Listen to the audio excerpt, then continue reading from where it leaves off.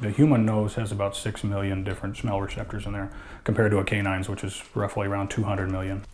Think of a pot of stew. You know, when humans walk in, we smell a pot of stew, beef stew or something like that. Dogs, when they walk in, they smell the carrots, they smell the potatoes, all individually. They can pull all those different ingredients out. A typical training scenario, we teach them the idea of patterns. They need to be able to search a number of different vehicles. The dog is taught to give a passive response to a sit. That response shows the handler that the odor is present. And then they get what's called a reward or a Kong.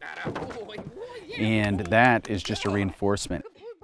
It's a game for them. That's all it is. It's just a game. And if you didn't have any kind of reward at the end of it, the game would become pretty boring. At K2's Canine Training Center, we train everything from explosive detection dogs for the military, law enforcement, tracking, narcotics detection. When the dogs are out in front, their job is to find the bomb before the patrol gets to it.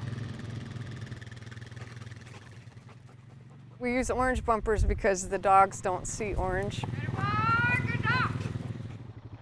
We're trying to see how good their noses are, but we're also teaching them to use their noses rather than their eyes. I mean, they're saving lives.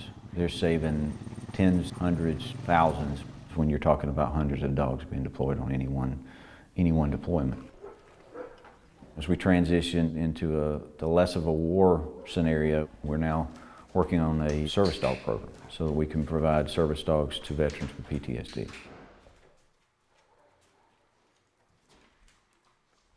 A lot of people think when we're talking about working dogs that they don't have personalities, that the dogs don't interact with their handlers. You start listening to the stories of a certain dog, it's almost like somebody talking about a pet, and yet we put that dog in somebody else's hand to keep people alive.